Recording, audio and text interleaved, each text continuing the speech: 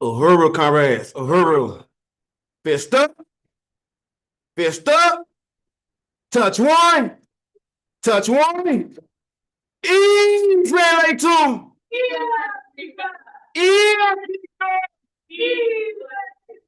Uhuru, Uhuru. Oh, how it feel good to be back in the house that Black has built. Uhuru. It feel amazing to be among comrades with like-minded agendas. Uhuru. Uhuru. My name is Westbrook, and I'm the local InPDUM president. Uhuru, and welcome, Seattle. Good to see you. Good to see you. Uhuru. Aquava mean welcome, and we just want to welcome you to this beautiful space. Like I said, that Black has built with blood, sweat, and tears. Uhuru, and we also greet you with Uhuru because Uhuru is freedom. We know that should be the first and last thing on our mind until we get freedom. So Uhuru, Uhuru. Led by the African People's Socialist Party, InPDUM is a mass organization that was formed in 1991 to bring the masses of the people back into political work, organization work. We lead, we organize, and we bring bread, Black power, and peace back to our community. Uhuru, Uhuru. I just want to give a few house rules. Our bathrooms is to y'all left, my right. Can we please put it on silence? Can we please put it on silence? But we know our rallies is held each and every Sundays from 3 to 5. You can catch it on Burning Spirit News YouTube channel or our Facebook channel. So if you can't show up at 4101 West Florissant, St. Louis, Missouri, you could show up on, like I said, new YouTube or our Facebook page. But before we carry on, we'd like for you all to stand so we could sing together our African national fight song that was written by our very own Comrade Uhuru. Uhuru.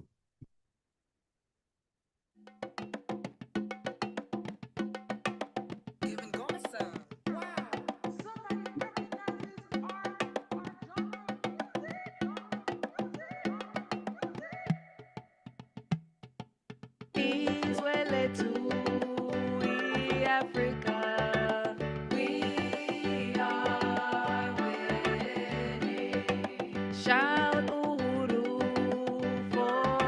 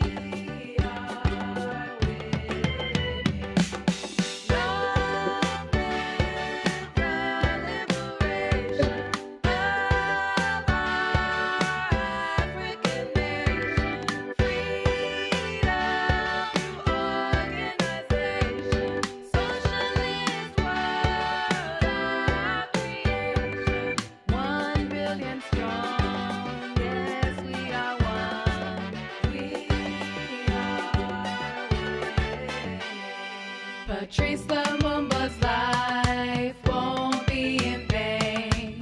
We are winning. Keep up the work in Marcus Garvey's name. We are winning. Independent and free is what we will be. We are winning. Africa will bask in our victory. We are winning. Long live the liberation of our African nation. Freedom, organization, socialist world, our creation. 1 billion strong, yes, we are one. We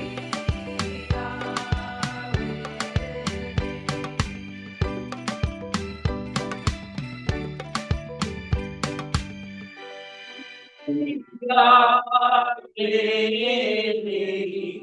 Yes, we is. Good stuff. Good stuff. Good stuff. Because when we fight, we win. Uhuru. We are winning. We are winning. Uhuru. Next up, we have our 14-point platform from the African People's Socialist Party. But before I do that, I know we have two special people's three if you include my son, but three special people's birthday is in the month of October. At the beginning of each month, I said I was gonna do this thing. I think I slipped back last month because we was mad busy. But anybody's birthday is in the month of October that's here? Okay, since I missed last month, what about the September? What about September? Okay, we got a few of them. We got a Conrad Marine, we got a Conrad Torrey, and we got a Conrad Giant. Happy revolutionary birthday! Happy revolutionary birthday! That's just the September month. I know this month we have our chairman, our very own chairman in DC. Come on now. Good luck. Happy revolutionary birthday to our chairman in DC and also my son's birthday. So happy revolutionary birthdays, because we know that this not light for us to be on the other side of the birthday. Uhuru? Okay. Now, today we're dealing with point 13 of the 14-point working platform of the African People's Socialist Party. And we dealing with we won't. But we want to end to U.S. colonial domination of African people within the U.S. Uhuru? I said we want the end to U.S. colonial domination of African people within the U.S. We believe that the primary struggle of African people within the U.S. during this period is to throw off the alien U.S. colonial domination, which is responsible for virtually every hardship imposed on Black people by this government that is identified as a Black problem. We believe that our problem with education, from our inability to control our own schools and determine the education for our own children, to the inferior and racist quality of education we do receive, are caused by colonialism. We believe that our problem with healthcare, from the absence of Black-controlled and operated health clinics and institutions throughout our community, to the hazardous health conditions imposed on us by the poverty and the careless government decisions, are caused by colonialism. We believe that our problem with housing, from the unavailability or decent and adequate housing for the majority of our people, to the dilapidated and vermin-infested housing we are forced to live in, are caused by colonialism. Uhuru? We believe that our problem with food and clothing, from the terrible qualities and quantities which are imposed on us by bloodsucker merchants to our inability to produce and distribute them for and among ourselves are caused by colonialism. Well, a whole people is dominated and oppressed by a foreign and alien state power for the purpose of economic exploitation and political advantages. We know that the main struggle for African people inside the U.S. is to overturn the colonial domination inside the U.S.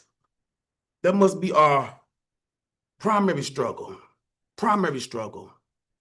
And we see, like the PE states, we see this domination through our neighborhoods. From the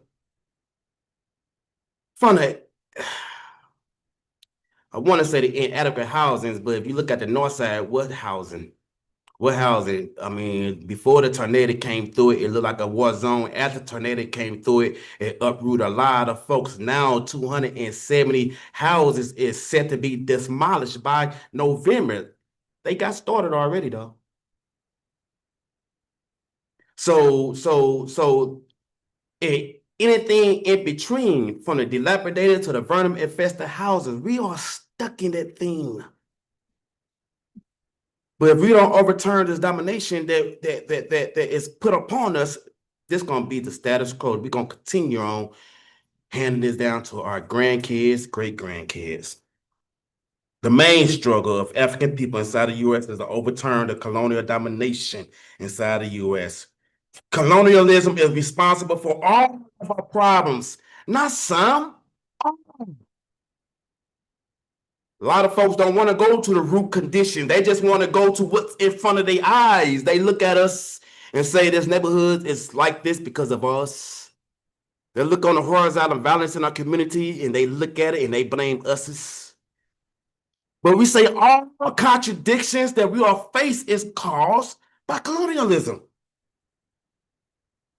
Healthcare, housing, food, clothing, everything that's known as a Black problem is caused by colonialism, not racism. But we know that when they call this a Black problem, sooner or later it's going to become American problem. I know Tupac once said, we only gonna ask for so long before we start demanding. And then we gonna only start demanding for so long before we start taking. Uhuru, I mean, we have to do something with this domination. We just can't be talking about it. We can't just beat our neighbors over the head with the political education and go out into the real world and don't do nothing about it. I know with this ICE and the federal agents that came to our communities to dominate us, they started with the brown community and now they ended the brown community, which is a test period, a trial period. Now they attacking us. Then y'all see little something that came across Voice of the People or one of them, St. Louis, what's the other one? St. Louis St. Louis News, on how ICE, they had a couple of ICE federal agents choking out a Black guy in the county. You know what I'm talking about? Choking out a Black guy in the county. And that was unfortunate to see that. But you know what also unfortunate to see was a lot of us ain't doing nothing. A lot of us was recording. That's it. Recording is a new protest, I guess. They just recording. But unfortunately, he says something. He said, why y'all over there choking that Black man? Y'all supposed to be choking the Mexicans. Oh, brother. Yeah. But being in solidarity with all oppressed people of the world. So let's just give it up. Solidarity for all oppressed people of the world. Because like I said, if they don't start with us, just know they're gonna end with us. Other folks is usually testing grounds, but we must overthrow this domination. colonialism is responsible for everything in our community. Colonialism is not this thing called racism. Today we got 3-4 questions for you. It should be easy questions because I have some smart comrades in front of me. But I want to start with question number 1. The problem with education, faced by the Black community are caused by A, Black teachers. My fault, bad teachers. I need glasses, y'all. Don't judge me. Problems with education faced by Black communities are caused by bad teachers, A.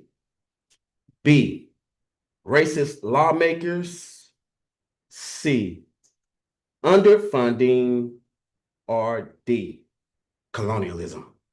The problem with education is what? D. Uhuru?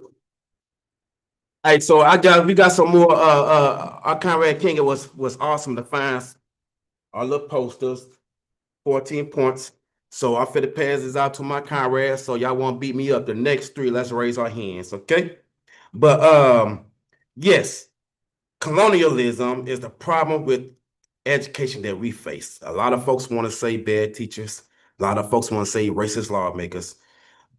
A lot of folks want to say underfunding, and that sounds good.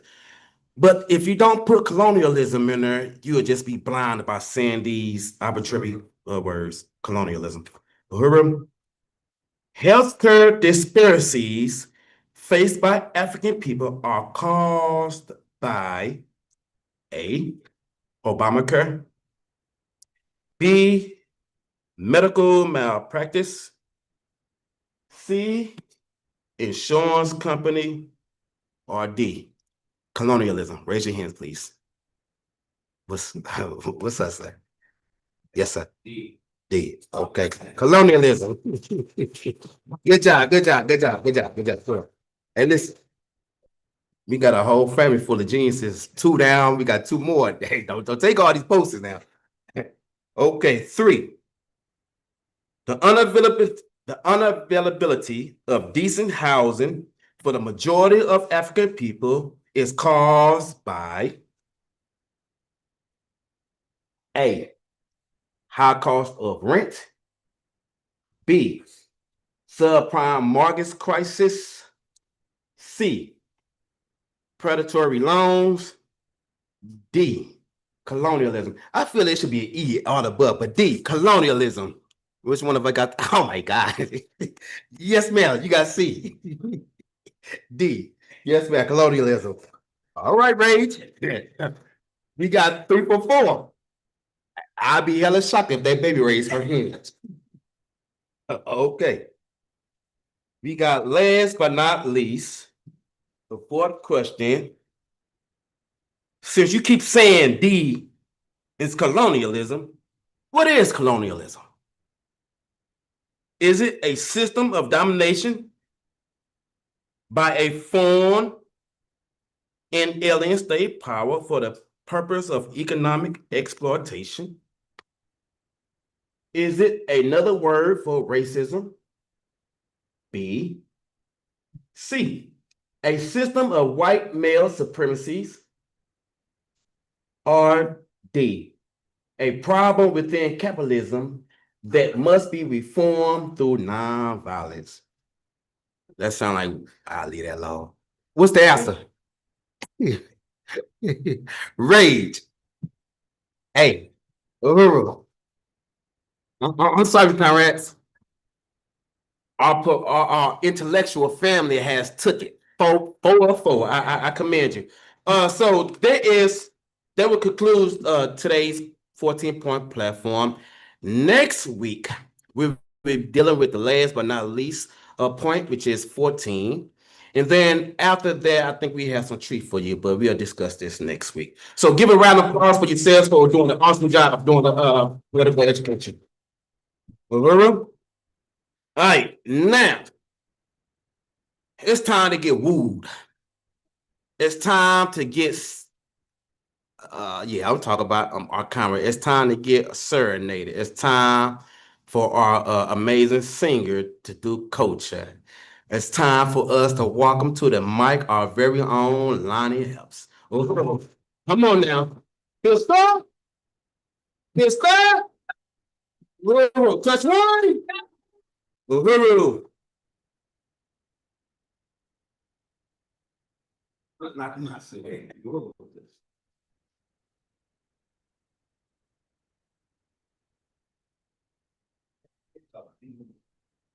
Yes, okay, okay. Well, hopefully he bless us with a little bit singing. Uhuru. Uhuru, I appreciate the opportunity to share some things with you all today. I was thumbing through my, if you can call it thumbing through my phone, and I saw an image, and I said, "Boy, that image looks familiar." And I looked at it closely, and it was our beloved president, Westbrook. And he had a commentary underneath his photo, and it said that he said, "I think I had a mild heart attack."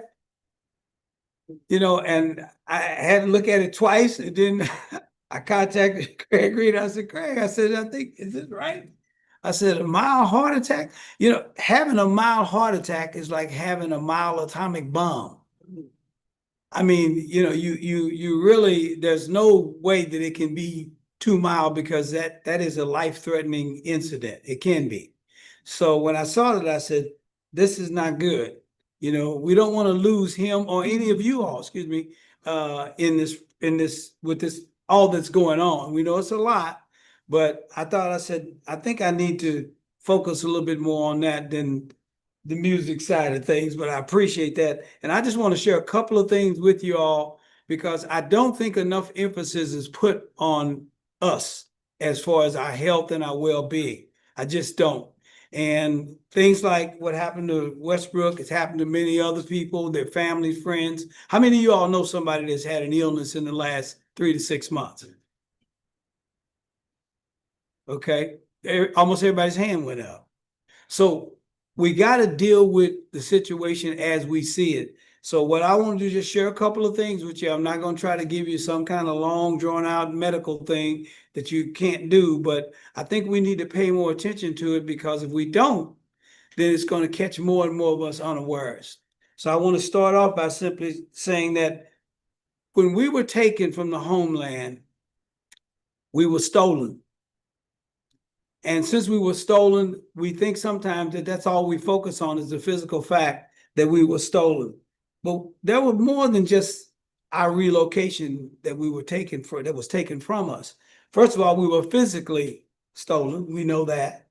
Then our religion was taken away from us. Okay. And after they took your religion, because a lot of people in a lot of nations, your foundation of how you live your life is your religion, your beliefs. But then thirdly, that was taken from us was our culture. And that included things like our dietary practices. And so we have embraced, I feel, some very, very corrupted dietary practices, like he was saying before about the colonialism. But instead of us running away from them, unfortunately, we've allowed it to work into our culture and in our mindset. And so we're beginning to do the things that they do. And you see, if you do what somebody else does, you're going to get what they get. You see what I'm saying? I think we unconsciously, over time, embraced their bad habits. And now we took it onto ourselves, and now we're suffering. And here's the thing. You can choose what you do, what actions you take, but typically you do not choose the consequences. You understand what I'm saying? So I would like for us to begin to focus a little more on the idea that if we're doing what other people are doing, we're getting the consequences that they're getting. So we have to change that. We have to change that. So I'm gonna give you 3 real quick tips like that I think will be beneficial. Number one, we need to definitely monitor our diet. And we know the American diet is what they call SAD. It's just loaded with all kinds of fat, sugar, and things like that. We need to change and be focused on our diet.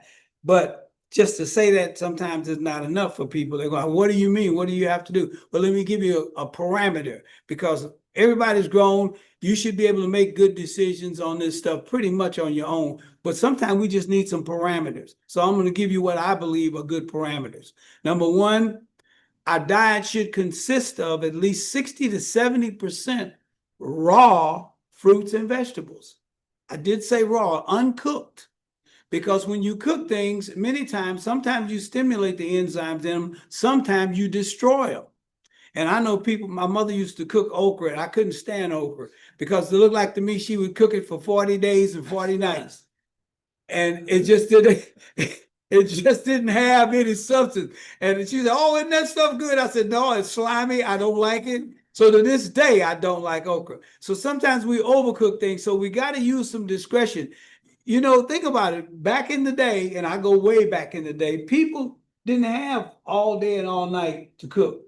The men went out, worked in the field and hunted, and the women had to prepare the food. So they had to chop, cook, and do what they needed to do to get the meal ready for the family to eat that evening. So they couldn't throw it on a stove and cook it for 40 days. And so we have to be careful we don't overcook our food, but try to get as much raw food in our system as we can handle, because there lies your enzymes, your vitamins, and your minerals. So that is one thing just about everybody can do that.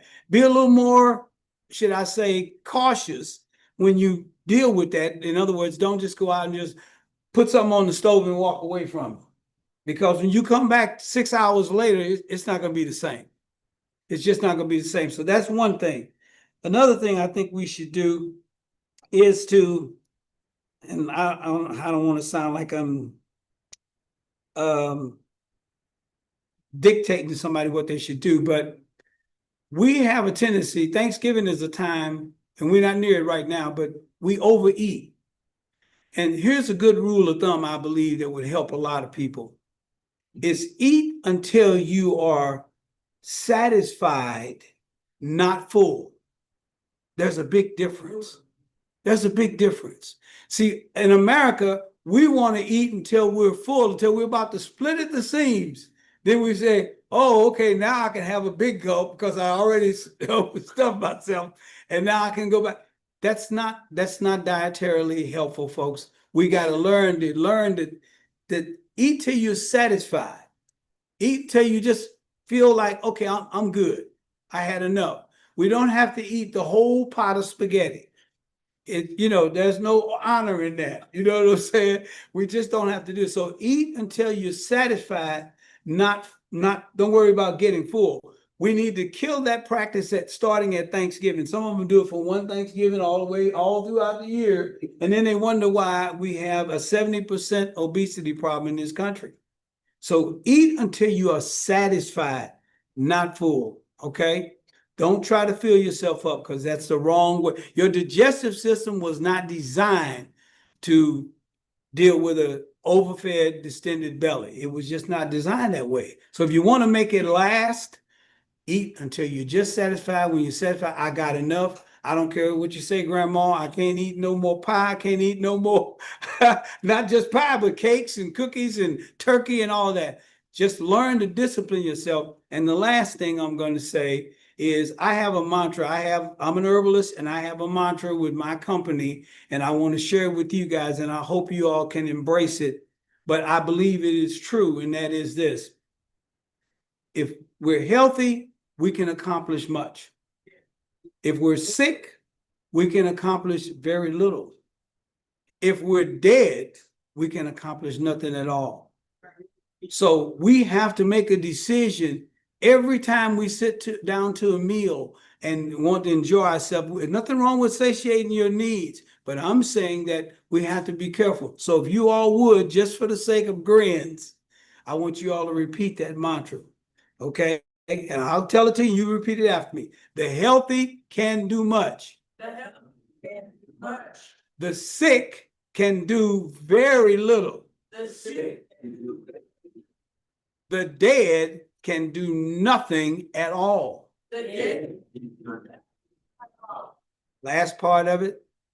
Choose this day which one you want to be.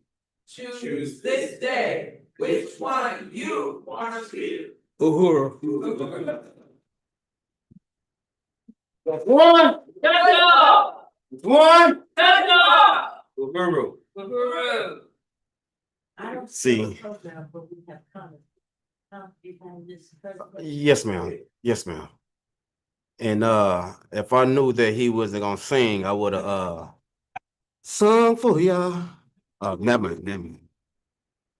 I want to say Uhuru to this presentation. What would be great if we had a health segment every time we met, because health is wealth, health is life. And the other thing I want to say is many of y'all know I work nights. And to his point, when you're sick, you can't do much. When you're off balance, including your sleep, like a lot of times I want to come and participate in the garden, but I'm just too tired. So I'm working this nights for 1 year because health is wealth, and I'm gonna work my way back to it. But just to let you know that again, I appreciate his presentation. Health is wealth. Uhuru. We can't complain about them giving us inadequate health care, and we turn around and don't do nothing with our health when we do get it. So I want to unite with that. And I want to unite with, I guess I would internalize what you said. Because I used to agree with that, except for the last thing. I just said, well, because I just do a foolish thing. I wasn't afraid of, I'm still not afraid of death. If I die today at this mic, that's God will. It might sound crazy, but that's what I do to walk in my boldness. That being said, I used to say, well, if I do die, I guess one good thing will come out of my children. We become millionaires, and I can start that generation of wealth thing now. But I guess I need to stop talking foolish and you know, take care of yourself. Because dead people cannot win a revolution. Uhuru? Uhuru. Speaking of revolution, we trying to organize y'all to come down to Washington. Uhuru? We are organizing to get you to Washington, D.C. for the 17th annual Black People March on Washington at the White House. The Black is Back Coalition, led by our chairman, Amalia Chatella. This coalition is made up of 17 different Black organizations of different political ideology. Let me repeat that. The Black is Back Coalition is made up, comprised of 17 different Black organizations with different ideology. So let's give it, that's a big thing. Come on, let's get it. A lot of folks say we can't unite, y'all. A lot of folks say we cannot unite under the same banner, but 17 different organizations said, you know what? It's time for us to march to the White House. March to the White House with a agenda where we all could unite behind and a consensus that pretty much say enough is enough. Enough is enough. Enough is a fucking enough. But right now we have some videos of the past presentations from the past years of rally at the Malcolm X portrait. Michael X. I'm sorry, y'all. We finna show y'all some videos of past marches in Washington, D.C. At the Malcolm X Park. But before we go into the videos, the Black is Back Coalition has been going strong since 2009, uniting against U.S. war on Africans and oppressed peoples inside this country and around the world. We demand social justice, peace, and reparations. Uhuru? We know that since November 2009, we've been marching to Washington, D.C. to demonstrate against Obama and his White House.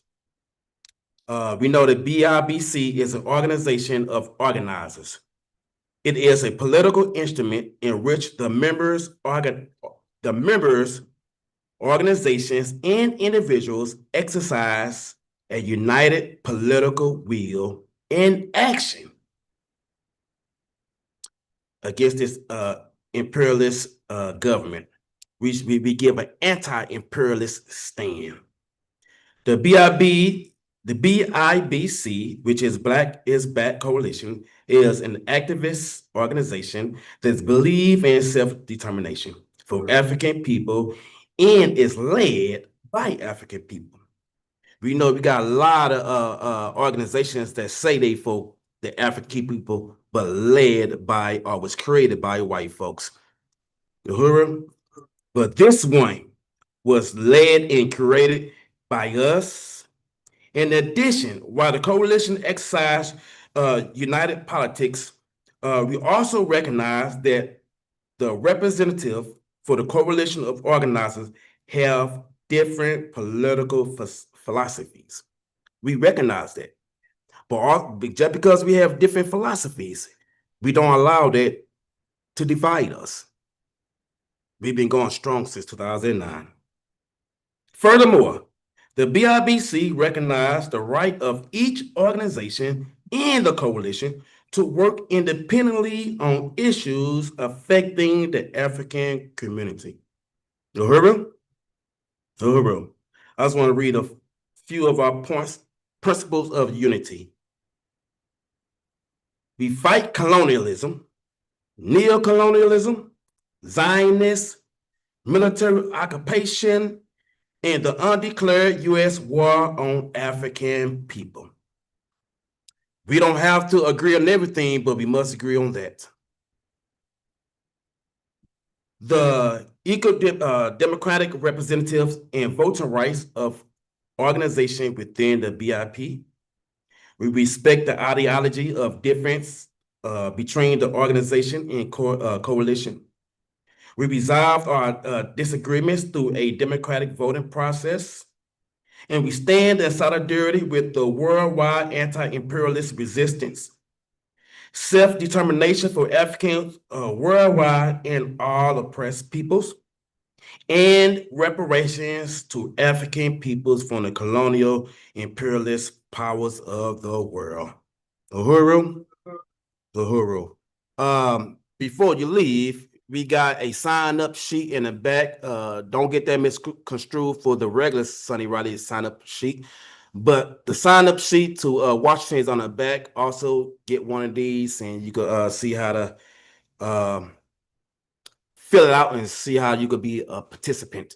Right now, we finna go into some videos. Then following the videos, we're gonna have our Comrade Gregory coming up and tell you how to get there.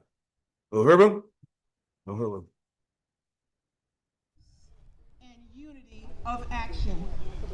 You see, it was a combination of the Panthers, CORE, NAACP, SNCC, SCLC, the African People's Socialist Party, UNIA, Urban League, Pullman Porters, and hundreds of national and local leaders and organizers around the country that changed the course of our political history. And when all of those elements of our community became one mind, everything changed. When we understand that it is our African heritage and the brilliant elements of our culture that we shared with the world, textiles, literature, mathematics, philosophy, language, music, sculpture, architecture, mining, smelting, and perhaps most importantly of all, our spiritual systems and our spiritual technology. When we give voice to that, when we give name to that, then we understand that it's us who have provided the intellectual and moral leadership to the entire world. The opposite is also true.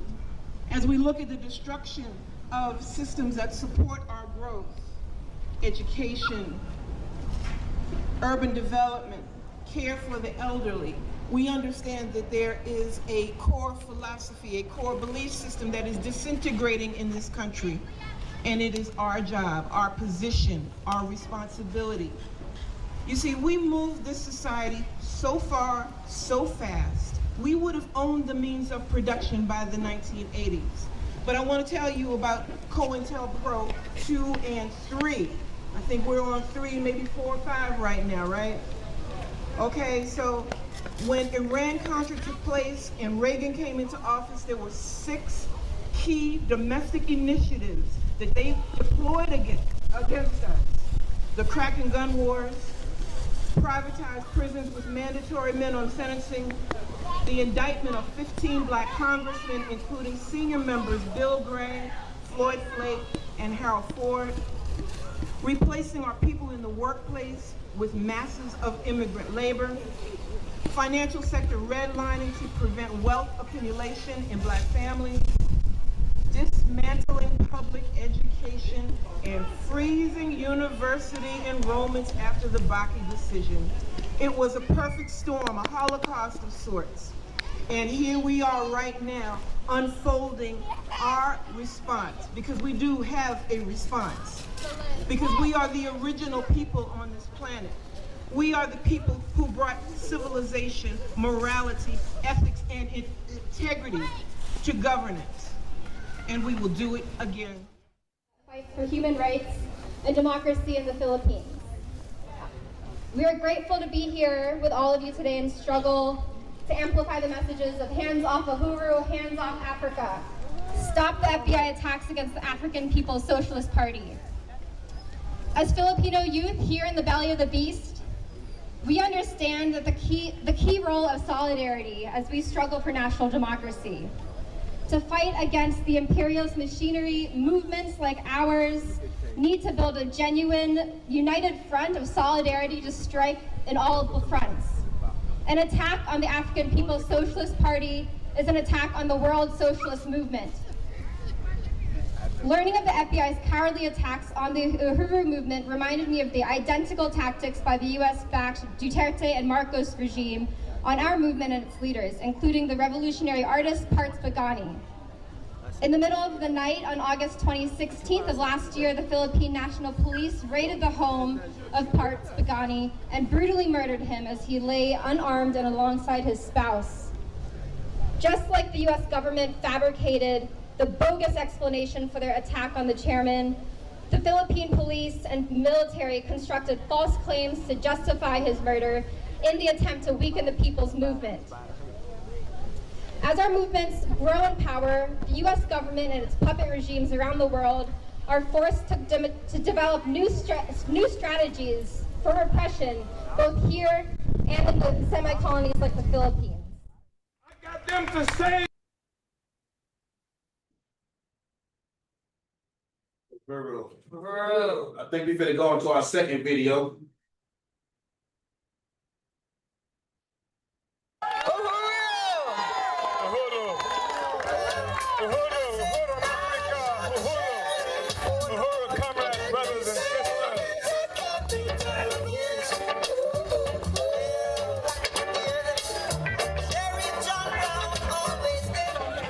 Uhuru. First of all, I'd like to express my appreciation to everybody who has come out. Some of you I've known for a very long time. And I see Comrade Linda Leaks, who we worked together in the 1960s when the two of us were the only ones who were producing the Burning Spear newspaper on a regular basis. And the U.S. government thought that we must have been underground because we couldn't have done as much work as we were doing, just the two of us, in St. Petersburg, Florida, where the United States government attacked our movement on July 29th of last year. I really appreciate the fact that there has been an acknowledgement here, was sent into St. Petersburg, Florida by Ethel Minor. And Ethel Minor, who is the sister from the Student Nonviolent Coordinating Committee, who was there on 360 Nelson with them in Atlanta, Georgia, She had come to SNCC from the Organization of African American Unity that was created by Malcolm X. She is the person who was responsible for bringing the struggle of unity with Palestine into the Student Nonviolent Coordinating Committee. She's the one who organized teach-ins and things like that to educate the Student Nonviolent Coordinating Committee and Africans around the question of the relationship of Palestine and African people in the United States and other places. So Mukasa was sent into St. Petersburg, Florida, after I was arrested in 1966. And he got there in early 1967. Ethel said to Mukasa, you got to get down there because those comrades need help. And so he drove into St. Petersburg, Florida, burned up the car that he was driving in, had to replace the engine because he drove it hard on the way to St. Petersburg, Florida, like we're driving hard today. And so Mukasa is a venerable veteran of the Black Power movement. And I think that's significant for a number of reasons, and I'll say something else about that. But in addition to Comrade Mukasa and Comrade Linda Leaks, I see comrades here from, it was mentioned that we have forces who are doing this mobilization in Los Angeles, California. And one of the enduring relationships that the African People's Socialist Party and through us, the African Liberation Movement has had for the last 40 years or so is the one with Union de Barrio, Mexican National Liberation Movement, headquartered primarily in Southern California at this time. And they have been with us all the time, and we have been with them. So it's very good to see the compos from Union de Barrio who are with us here. They're also with us in LA today, where we're doing the mobilization. I want you to understand that we are doing this mobilization in LA. It's not just something that we're doing here. Some people have made the mistake in assuming that what we are doing here today on November 4th is in contention with something else that's happening here on November 4th. But we are not involved in attempting to see who can have the bigger peace march or the bigger anti-war march. The fact is that Palestinians and African people are not engaged in simple marches and demonstrations for peace and against war. We are in a life and death struggle, because after today, on tomorrow, Palestinians will still be struggling, just as they were struggling in 1964 when Malcolm X was there, just as they were struggling in 1967 when all of the white money, white leftists, white liberals, everything was taken away from the Student Nonviolent Coordinating Committee because SNCC came out on the side of the Palestinians in the so-called Six-Day War. The fact is that we are engaged in a struggle against colonialism, and there are people who would liquidate that, who would obscure that, who would have us marching and protesting to make white people like us. They say we're supposed to be fighting against racism. But how the hell do you know when you won the war against racism?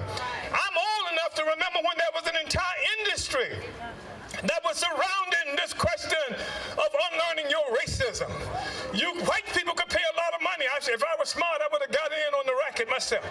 White people could earn a lot of money by white people going to unlearn their racism. But guess what? After they got their diplomas, African people were still oppressed. White people were still on top of everything. The fact is that the question is against colonialism. It was against colonialism in Palestine. It's against colonialism here. It's against colonialism in Cuba. It's against colonialism in Venezuela. It's against colonialism all around the world, and we are going to be victorious.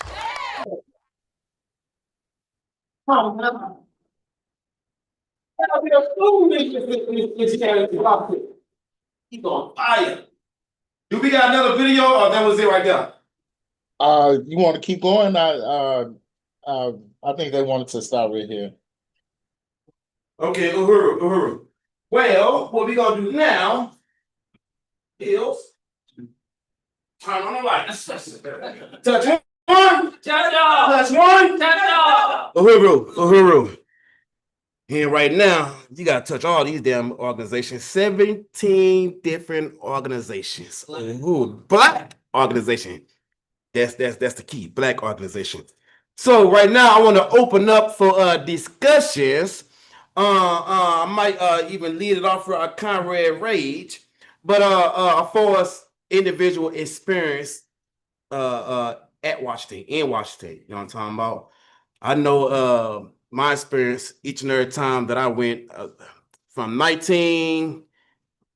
I only missed 2 years since 17, since 18. I only missed 2 years, but it's been dynamic. It's been dynamic. But y'all ain't trying to hear me. Y'all want to hear our comrade. So let's give a round of applause for our comrade Rage. The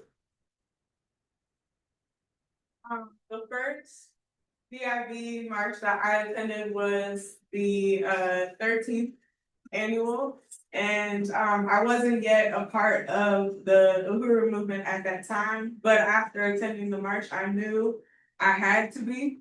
It is one of the most winning mobilizations I've ever participated in. Seeing various organizations all come together to represent Black Power is incredible. Yeah. And I brought my kids. I bring my kids everywhere, but they sold spears. They were at the conference.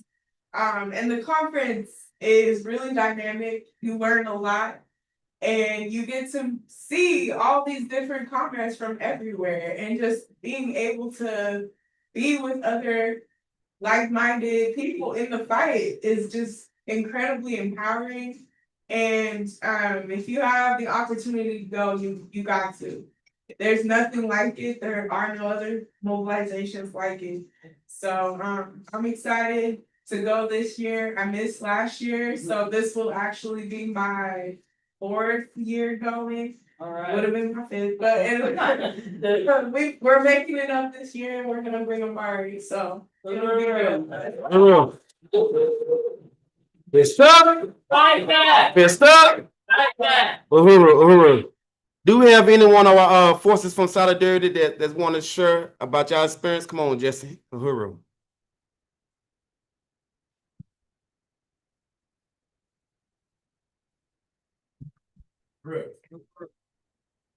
President Westbrook, just want to salute this powerful rally, and very, very excited to go to Washington, D.C. Yeah. For the Black House. And mobilize as many members of Uhuru Solidarity Movement and others from the white community to come out and march in solidarity with the Black is Back Coalition. The last year and maybe the few years before that, we started calling the contingent, the reparations contingent of white people that were there to march under the leadership of the Black is Back Coalition. And we know that, the chairman has talked about over the years that the Black is Back Coalition in some ways was formed as a criticism of the opportunism of the white left and the so-called peace movement, the anti-war movement that could, protest this war and that war, but never acknowledge the war against African people that's carried out inside US borders and the other unnamed, undeclared wars against colonized people within the US. And therefore, the presence of a strong contingent of white people at the Black People's March on the White House is incredibly important. So I'm very excited to be there. In terms of past experiences, I would just say that when I first joined the Uhuru movement, looking back on it, I don't think I realized this at the time, but the Black is Back Coalition was pretty new. I joined in 2010. One of the first things that I went to, which I was thinking about this in the context of St. Louis and everything that's been going on with the tornado, was a march that Black is Back held in Miami, in Little Haiti. And the theme of that march was Haiti is Katrina. And it was comparing what happened with the earthquake in Haiti that killed thousands of African people with what had happened in New Orleans, and showing that the common thread was colonialism. And that was a life-changing experience. And I still remember the chairman saying, the real earthquake has yet to come, referring to the African Revolution. So I've been at almost every Black People's March on the White House since. I've had to miss a few. I was at the one in LA one year. They're always incredibly powerful. And like I said, we're going to be working to get as many people on the bus or whatever's planned to get there for November 1st. And the one he's speaking about was the second BIBC in February. It was in Miami, Florida, in 2010. 2000 in the March in Defense of Haiti. So Uhuru. Yeah, I know it's a lot for us to do. I mean, if you want to be a spectator and just be in a march and with your flags and your signs, that's all good too. But I know it's so many things for us to do. I know, number one, security. Since I was there, I think my first trip, and I ain't gonna stunt y'all, I thought it was gonna be a vacation. Somebody said the price I was about to get on the bus. In a minute, we feel speak on about all that. But somebody told me about the price. I said, oh, okay, that's reasonable. Then they told me about the rooms and how you could split it and save. You get 4 people in a room, 2 people in a room, you can save a whole lot. I said, oh, okay. It leave me with how much money? So the first couple of years, I said, you know what? I'm gonna leave my son. Our last rep, I'm sorry, Comrade Malika. Comrade Malika, she kept my son, and I thought that was a green light to vacation. But don't you know, when I got on the road, either you're a driver or you're a navigator. You don't get no rest. Then when you get there, you either security, you logistics, you something. So, comrades, this is a good way to get put to work. Uhuru, this is a good way to get taken off the hump. Uhuru. I know, like I said, I was there since 17 autumn years for 2 years. I know my last year was 2022, I believe. And I think that was the first year that I brought my son and I took a break. And, you know, we marched, and it was a terrific time, amazing time. I don't care if you, like I said, spectator, you within a march, you're gonna have a beautiful time. Or I don't care if you get put to work, you're gonna have a tremendous time. Come on, comrades, we need to go down to. And then another thing, even though we work with many different organizations. I remember one year that we was in. I realized we the most disciplined organization out there. We are truly the vanguard. So come on, let's give it to you. I don't, and I think it's safe for me to say this, 'cause I don't know if they're gonna be back on security details. But one year we had the black the Hebrew Israelites. We had a Black Panthers party. We had Huey P. Newton Gun Club, and they were supposed to be on security, you know, but they was some undisciplined folks, man. You know, it was a lot of issues, so we just decided, you know what, it's just for the Vanguard party to do security, but y'all still could participate. Come on, y'all, let's come on down and have some fun. Right now, is there anybody else that want to give their little? Yes. Yes, ma'am. Okay. Uhuru. I have been every year since 2009. And the goal I want to do is, I really want to salute our leadership, Chairman Amali Pella, just for his leadership, to hold this many Black organizations together. You heard it said, you know, people always, you know, Black folks can't work together. That's why we don't have nothing. For 17 years, fast approaching 20, 17 years, our chairman, Amali Satella, has led the Black is Back Coalition for Social Justice, Peace, and Reparations. And along the way, we've made numerous friends and allies.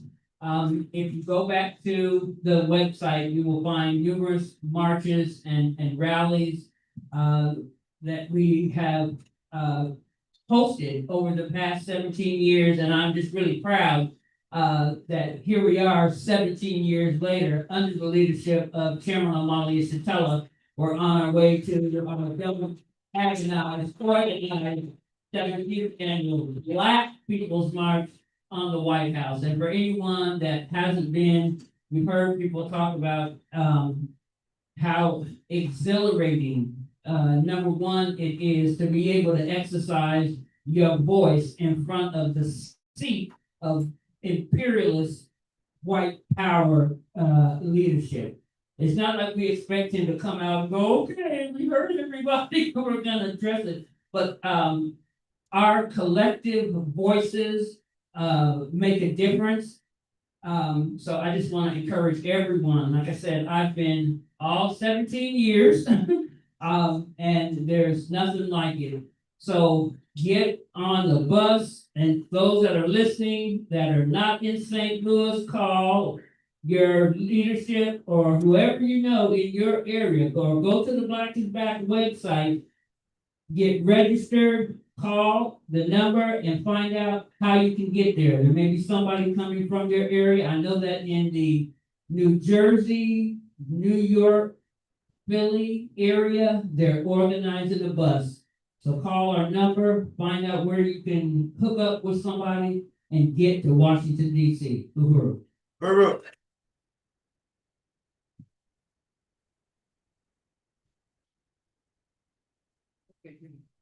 All right. Go first. You going first, big brother. Touch one. Touch off. Touch all. Uhuru. Well, for me, the best few marches we've been to on the Take that bass out your voice.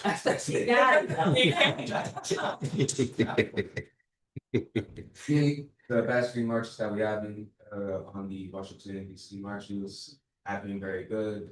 Been a lot of different things I've learned over the years of me going to them.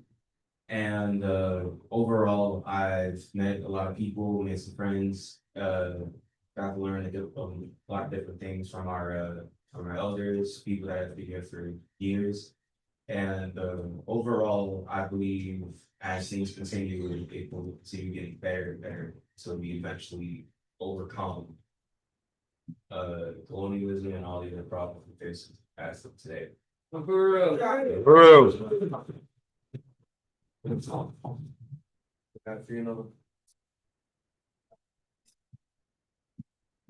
I'm glad I get to go because I get to learn about it, things and stuff. And I get to learn stuff from our elders and the past people that have been here before us. And I'm just glad I get to learn and make new friends and stuff from them being there.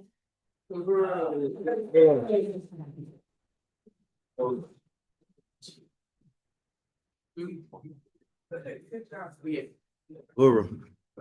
Fist up! Fist up! Uhuru, let's give a round of applause for our future. Uhuru. Uhuru. Come on now. Give a good round of applause before I start singing now. Come on now.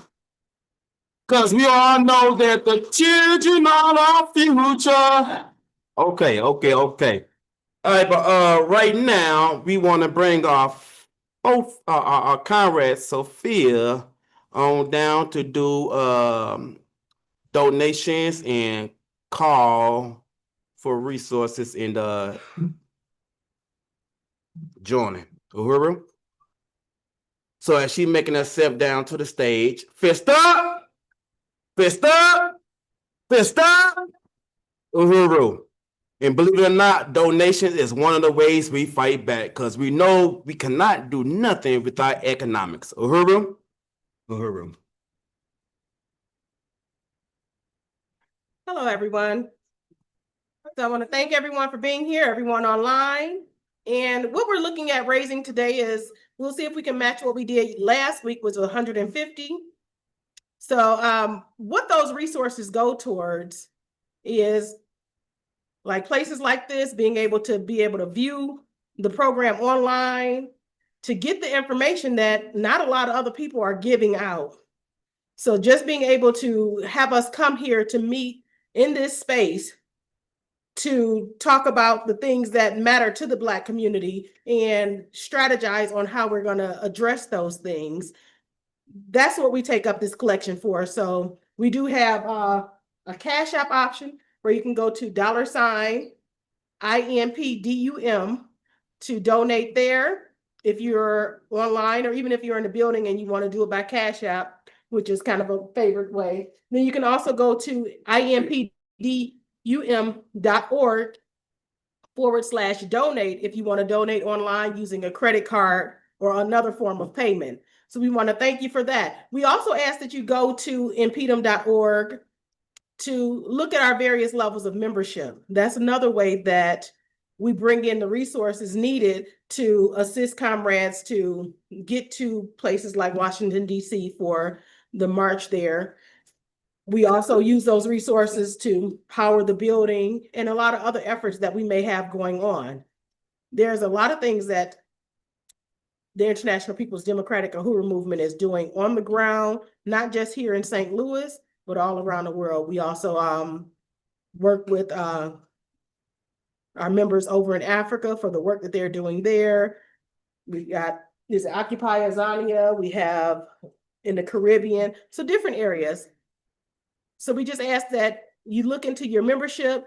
And one of the best things about being a member is you get to give your input on what you see is a need in the community, bring that up as an issue to get work, to rally the members around that type of work, especially if we're really want a lot of members who are in the thick of it and know what's going on in the communities so that we can kind of get out there and start getting into those areas. It's not just about coming to a Sunday rally every week on a Sunday to come talk and things like that, but it's actually getting out there, strategizing, organizing, and getting work done to address the issues. If you've seen a lot of the different videos that we've had, even with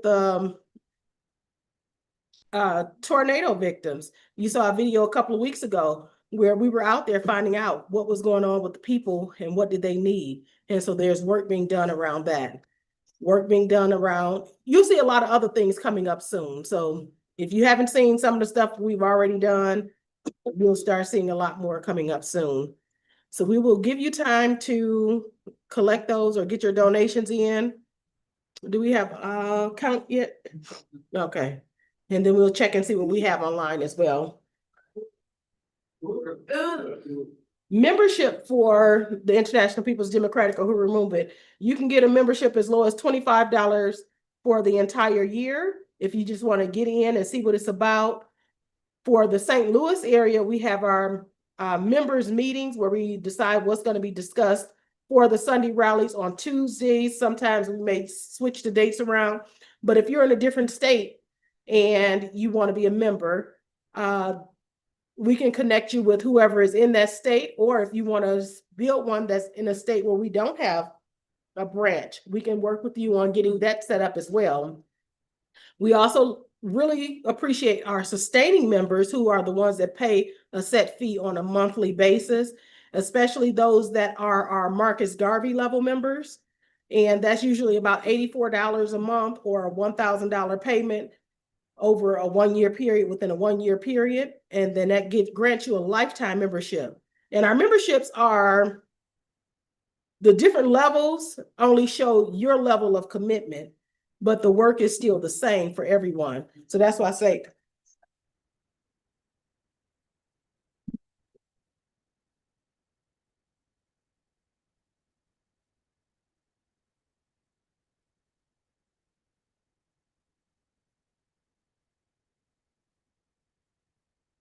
so we have the Musa Abantu level, which is $10 a month, or $10 a month annually. We also have memberships for those that are incarcerated. And if you know of anyone that is there, we urge you to get a membership for them. And what they would get is access to the burning spear. They will have that in wherever they're housed at, to gain information, because a lot of times being locked up and behind bars, they really don't get a lot of the information about what's really going on in their community. So then they come out and just are lost and unaware. So we have memberships that start at $5 and $10 for those. We have student memberships as well. So whatever level you're at, you can go online, go through our InPDUM.org/today to get your membership. And, you know, check out all the information that's on our website, because it's a lot out there and you can kind of see what this organization is about. So I'm going to turn it back over to Westbrook. We'll come back with the total raise shortly.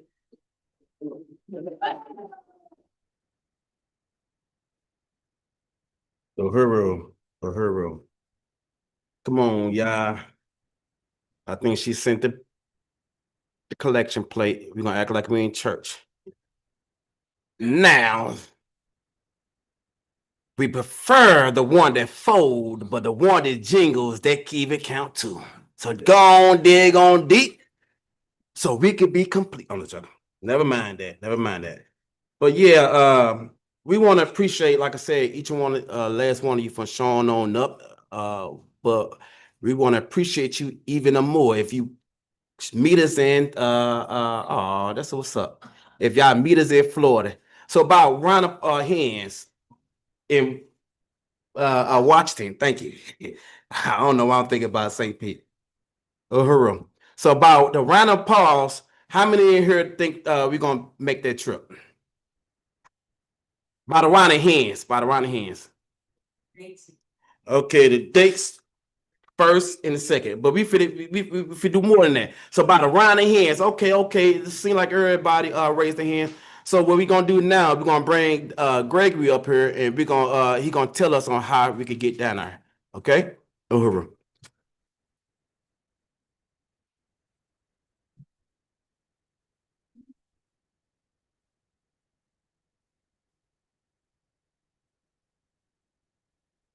Uhuru brothers and sisters, comrades.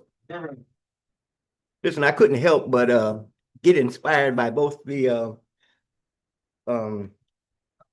video and the testimonies of our comrades who have been there in the past, and woo, it's kind of chilling in many respects, but it's and I just have to make a couple of statements because I was so impacted.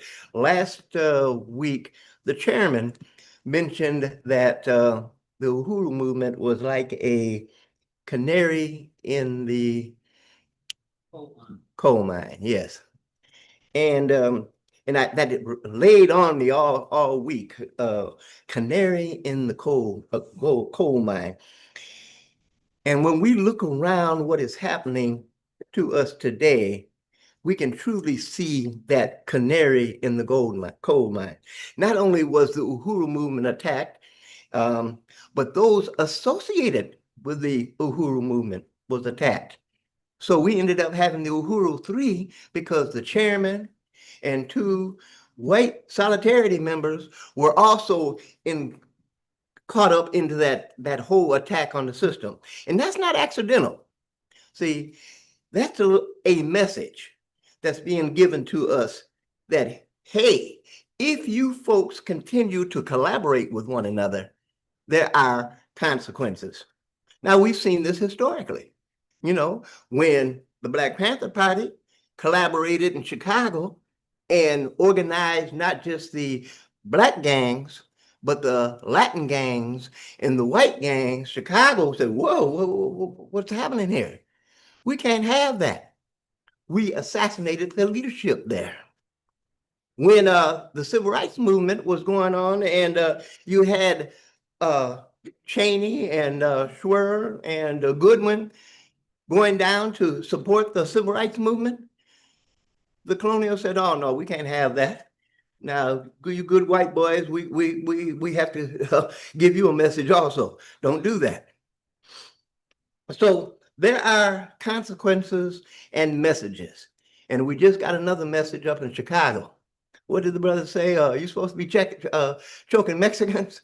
No, the message is that no matter what your economic background as a person of color, and that goes for our good brothers and sisters that have the degrees behind the name. You know, we have a bachelorate or we have a master's, good doctor, I'm a businessman. Well, look at Gaza. All those doctors and business people, there is a canary in the coal mine, and there's a message out there that we have to, for our own survival as human beings, not just people, but human beings, we have to organize. So it's exciting that we now have the 17th annual Black is Back Coalition. And that date of that, by the way, is November 1st and 2nd. We're doing our part here with InPDUM to get as many brothers and sisters that want to go to that coalition. We're going to have a bus that will leave here on October 31st and return on November 3rd. So you can get back to that job. Make sure that you don't make Master too mad. The transportation cost, by the way, is going to be a round trip is $177 a person. We did put together a hotel there for Brother Westbrook. The hotel is $184 a night. That's $184 a night. If you put 2 people in there or 4 folks in there, still $184. Y'all can split that up however you want. Now, don't have 4 brothers trying to climb in one bed. That ain't gonna work. Now, we're going to leave Friday, October 31st from here at Uhuru House. We return very early on November 3rd. If you are interested in that, know anybody interested in that, they need to contact Comrade Fofi, Deborah Warren. Call here at the number 314-380-8016. Leave a message, and she will organize both the transportation and the housing on your behalf. Now, you have to have your hotel money in by October 20th, and you have to have your transportation money in by October 25th. But it's important that you call, even if you're trying to negotiate what those amounts are going to be. We're going to continue to ask individuals, some of us older folks that may not be able to go, or folks that want to support it. They'll be sending in money, and we will hopefully make sure that all the people who want to go can go. Now, we're not just going to have a party. There's a rally on that Saturday at Malcolm X Park. And there's going to be a massive march to the White House to let them know that we are a coalition and we are going to collaborate regardless. On Sunday, we will have our national conference of policies and actions, and that's going to be critical in terms of us having the individuals that go to learn some additional techniques and information that's going on. And when they come back, we're going to pump them for all they know. So again, October 31st is when we're going to leave. November 2nd is when we're early in the morning, we're going to return. $177 round trip on the transportation, $184 a night for the hotel. You don't have to use that, but if you just need one or the other, that's fine. That'll work out also. If there are any questions, please, over the next couple of weeks, please give us a call. Uhuru. Is there any questions to him now? I think Yes, ma'am. For our children as well, 177. That's a good question, and I believe it is. If you're taking up a seat. Yeah. Yes, sir, Jesse. How many seats are on the bus? There are 12 seats per bus. So if we get 24 folks, we'll have 2 buses, or split it in there some kind of way so you can be comfortable. But we're going to have at least 1 bus, and we'll have as many buses as we have people that sign up. So we're looking at 3 nights of hotel. No, 2 nights of hotel.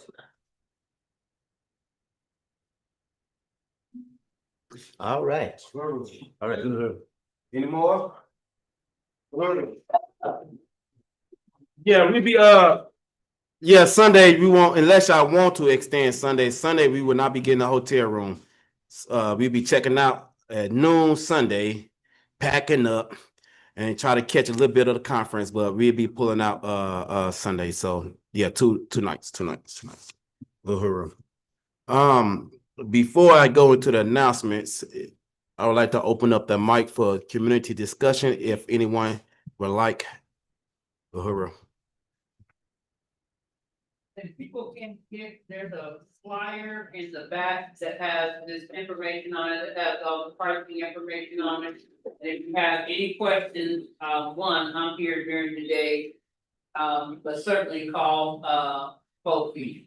Again, it's $177 per person and the round trip on the. I wish you would have did it on the mic so everybody could hear.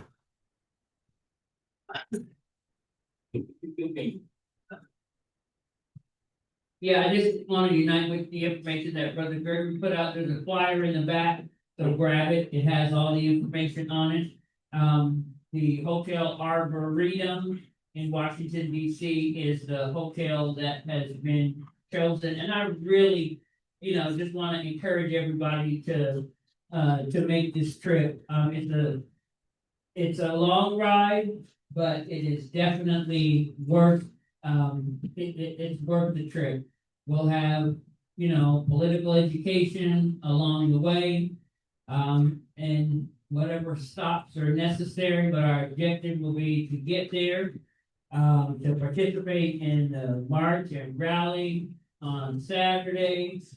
And then, again, as we said, part of the conference, but pick up the flyer in the back. If you have any questions, call Kofi, or you can certainly make sure you call the number, leave a message, and either myself and or Kofi will, one of the two of us, but Kofi will be the one coordinating your transportation and your housing. What I would suggest is that if some of you know you're going already and you want a room together, when you talk to her, be able to give her that information. Hey, it's gonna be two of us in a room, me and blah, blah, blah, so that she can take all of that down. We'll make one, what do you call it, one reservation. And, yeah, that's it. So she can give you any other details. If you need any other information about the Black is Back Coalition itself, make sure you pick up a brochure on the table in the back. We will provide training just in terms of etiquette. If you have not traveled with the Uhuru movement before, and some people that we going will not, but we will lay out the plan for you, and we will also provide the rules of the road and any other training necessary for everyone to get there safely. Uhuru. There's rules and regulations when we get on that road. Well, good. We're the most disciplined. We're the most disciplined, Uhuru, because we want to make sure we go there all in one piece and return all at once. And you could go right now and look at last year March, because it's online right now in the fullest. Yeah. So once again, you said we pulling out Friday and returning Monday.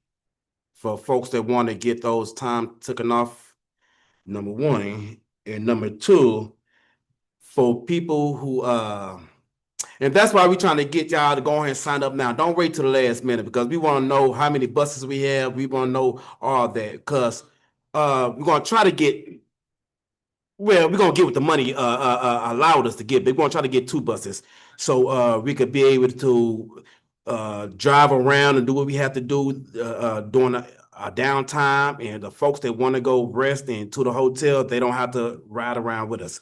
Number one.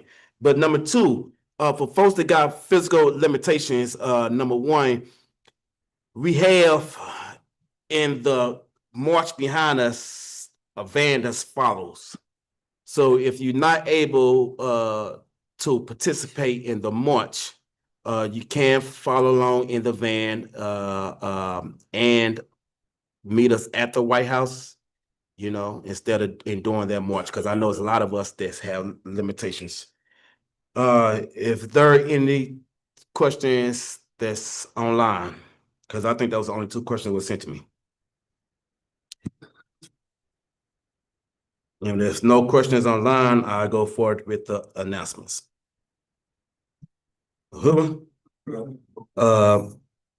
First one being our burning spear. Order today the burning spear at theburningspear.store or subscribe at theburningspirit.com/subscribe. Uhuru. Or you could go back and pick up a paper off the back table for $1. Or you could buy your own bundle and become a salesman yourself. Extra, read all about it. You remember this paper boy? And this could be a way to bring economics to your doorsteps. Uhuru.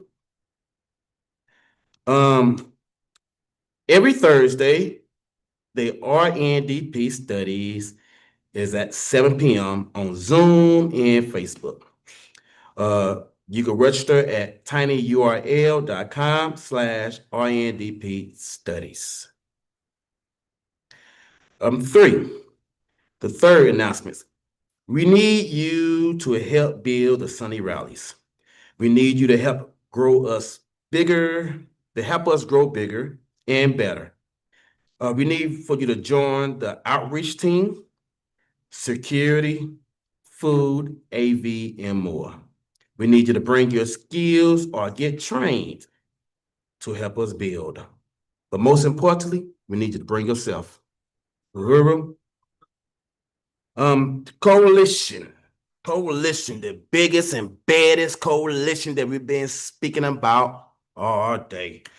The Black is Back Coalition is October 31st. Well, we're leaving October 31st, but it's from November 1st and 2nd, 2025 in Washington, D.C. Come on, y'all, let's get on the bus. And what they say, don't meet us there, beat us there, right? Uhuru. Do we want to bring, do we have more announcements? Okay. Well, we got our last day of the farmers market, your One Africa, One Nations farmers market, because we know that not only we serve people, we organize. You know what I'm talking about? But this is one of the ways of us serving the people. We know that Northside, where anywhere we are located, not just the Northside, but we are in a food desert. And this is one of the ways for us to overturn that food desert is by building a market. But we know our last market of the season would be October 25th. And they're going to be our Halloween Harvest Festival. So we want y'all to show up and show out. But we know touch one, touch all, right? So in order for us to touch all, we want each and every last one of y'all, if I could, from here on out to see for every Sunday or every time you're up at the Uhuru house, let's bring in some donations, some candy, some treats for the kids, etc. You know what I'm talking about? But once again, we know that we fund our liberation. We fund this organization. You know what I'm talking about? So it's take us to make sure we's all right. So usually, sometimes we have donations from big stores, but we ain't leaning on the donations from the big stores. So if you can, let's bring some donations in so the kids can have a great time during this market. Uhuru. Hands Off Uhuru Fight Back launches a Latin American Front October the 11th, which is a Saturday, from 12 to 2 p.m. And you can register at handsoffuhuru.org/Latin America. And once again, Hands Off Uhuru is a fight back coalition, and we've been fighting back since they attacked us. So make sure you register so we could be able to catch our next campaign. Uhuru. Okay, I think that will conclude the announcements. And I think comrades, I think both our comrades, do we got a total on what we raised? And until we get our total, I think our comrade for to tell us about what's on current mode. Do we have anything else? Well, before our comrades speak about current mode, let's Gray come up. Just let folks know that the Economic Development Committee will be meeting October 9th at Christine's Cafe on Natural Bridge, 8400 Natural Bridge. You're more than welcome to join us. Members include Brother Lonnie, Brother James, Nick Brown, any of the others like to join us, feel free to come and bring ideas on how we can build our economic base here in PDUM. Also, Kofi will be joining us at that meeting to share with the popcorn fundraiser that we hope to launch in early November. So if you have ideas that you have, please feel free to come and join us. It's not mandatory. You just want to call in ideas, give me a call, or any one of the other members will be more than happy to include them on the agenda.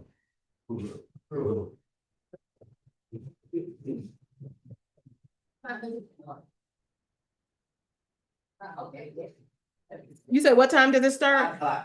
Okay, so that meeting on that Thursday, it's a Thursday, correct? That's correct. At 5 o'clock. And for the resources today, we raised $63 and we could not get the online count. So I'm going to assume we got the 90 online to make that 150. And then for care. We can dig a little bit deeper now. But that change count now. So does anybody else have any more that they wanted to add to that to get us at least close to the $100 mark? How many people did online? Just raise your hand and I'll come to you. Okay. Okay, so we have a couple in here that did it online, so. But we have pasta this week. What I want to call out is to find out for next week, I'm thinking we can go back to my favorite tacos and tortilla chips and salsa. So do we have anybody who is able to do the vegan meat or salsa, sour cream? So whatever you're able to do, the hard shell, I'll get the hard shells if somebody can do soft shells. You said you'll get soft? Westbrook on soft? You say you'll do salsa? Yeah. Okay, Ekenge on salsa. Rage got her Rage. famous cookies, right? Black beans. Okay. And guacamole. I'm hydrated. She might be. Might. Okay, so we need water, a drink. Okay, we got water, so we just need, if there's another drink in it. Actually, I'll bring the Kool-Aid stuff. And then Okay, call me what tacos by itself? Anything with the tacos? No? Salsa chips. I can bring some rice. We got black beans. How about this? I bring the soft tacos, the hard tacos. Since you bringing the rice, should I bring the flats to make a pizza, Mexican pizza, or not? Okay, I'm sorry. How you gonna heat that up? Okay, so refried. Okay. Refried beans and cheese are the other two things. I have a feast. Yeah, isn't that what we supposed to do? What you said. Okay, but we'll get all of that worked out. If you have anything that you want to bring afterwards, you can always text me or email me or call me, either or. And outside of that, we have pasta and string beans and desserts and everything there in the back. So I will see you shortly. Yep.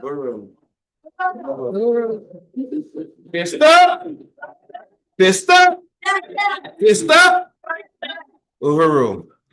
And I guess I'll say this as far as fight back. Our comrade earlier, he's absolutely right. We need to start taking more care of ourselves, because we know that sickness affect our community the most. So since we know that, we should act accordingly, because sometimes things will sneak up on you, So I guess I'll leave you with that. In the words of Lonnie, take care of yourself. Yeah. Let's eat.